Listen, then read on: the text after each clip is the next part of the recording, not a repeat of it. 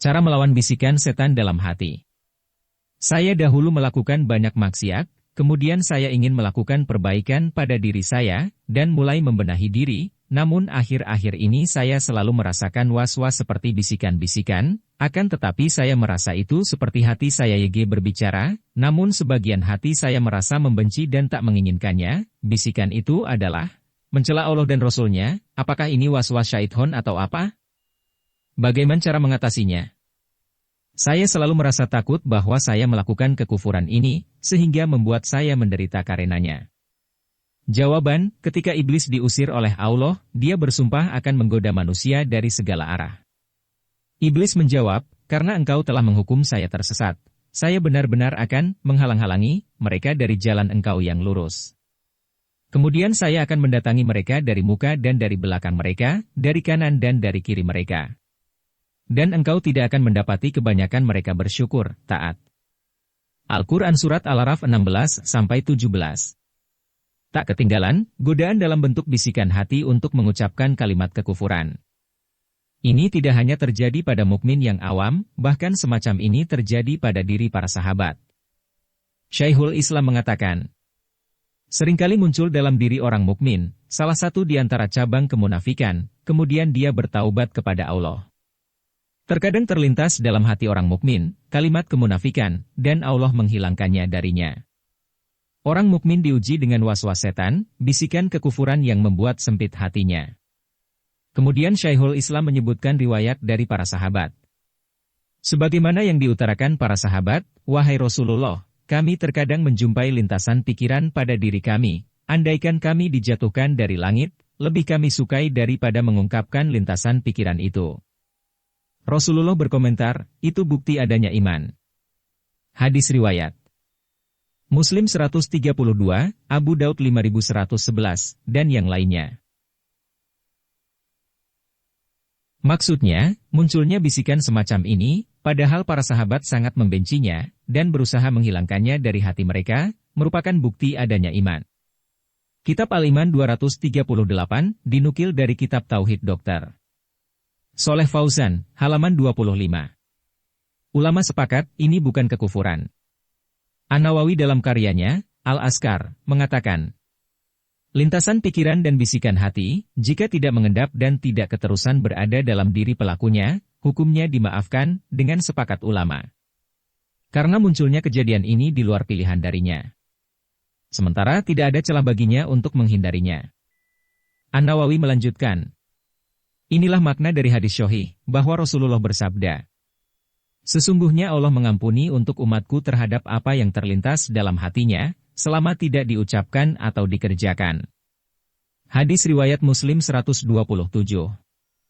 Para ulama mengatakan, maksud hadis adalah lintasan pikiran yang tidak menetap dalam hati. An-Nawawi melanjutkan, para ulama mengatakan, baik bisikan itu berupa ghibah, atau kekufuran, atau yang lainnya. Siapa yang terlintas dalam hatinya kekufuran, dan hanya sebatas lintasan tanpa sengaja muncul, kemudian segera dia hilangkan, maka dia tidak kafir, dan tidak bersalah sedikit pun. Al-Azkar An-Nawawi, halaman 345. Apa yang harus dilakukan jika mengalami lintasan kekufuran? Pertama, jangan sampai diucapkan atau dipraktekkan. Demikianlah sikap sahabat, sebagaimana diceritakan dalam hadis dari Abu Hurairah radhiyallahu anhu, bahwa pernah datang beberapa orang menghadap Nabi Muhammad.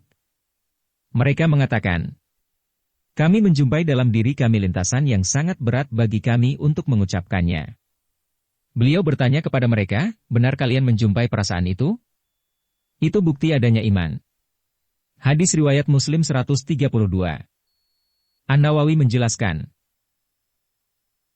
makna hadis, kalian merasa berat untuk mengucapkannya merupakan bentuk adanya iman. Karena dia merasa berat mengucapkan kalimat semacam ini, disertai perasaan sangat takut untuk mengucapkannya. Lebih-lebih dia yakini, sikap semacam ini hanya ada pada orang yang imannya kokoh dan teruji, sehingga hilang darinya segala keraguan dan bimbang. Syarah Sahih Muslim, 2154. Kedua, segera minta perlindungan kepada Allah dari godaan setan, baca Ta'awudz. Dari Abu Hurairah, Nabi Muhammad bersabda, Setan mendatangi kalian dan membisikkan, siapa yang menciptakan ini? Siapa yang menciptakan itu? Sampai akhirnya dia membisikkan, siapa yang menciptakan Tuhanmu? Jika sudah demikian, segeralah minta perlindungan kepada Allah, dan berhenti, tidak memikirkannya. Hadis riwayat Bukhari 3276 dan Muslim 134. Ketiga, jangan digubris. Barangkali inilah senjata paling ampuh untuk melawan was-was setan. Tidak mempedulikannya dan tidak menggubrisnya. Dari Abu Hurairah, Nabi Muhammad bersabda, setan mendatangi kalian dan membisikkan, siapa yang menciptakan ini? Siapa yang menciptakan itu? Sampai akhirnya dia membisikkan, siapa yang menciptakan Tuhanmu? Jika sudah demikian, segeralah minta perlindungan kepada Allah, dan berhenti, tidak memikirkannya. Hadis riwayat Bukhari 3276 dan Muslim 134. Al-Hafidz Ibnu Hajar menjelaskan, maksudnya, berhenti tidak terus-menerus memikirkan lintasan pikiran itu. Namun dia pasrahkan kepada Allah untuk menghilangkannya. Dan dia sadari bahwa setan hendak merusak agama dan pikirannya dengan bisikan semacam ini. Sehingga selayaknya dia berusaha menghilangkannya dengan menyibukkan diri memikirkan yang lainnya. Fathul Bari, 6340. An-Nawawi juga memberikan penjelasan yang semakna. Maknanya, berpaling, tidak gubris dengan lintasan pikiran yang batil ini, dan pasrah kepada Allah untuk menghilangkannya. Selanjutnya, An-Nawawi membawakan nasihat, dengan mengutip keterangan Al-Maziri.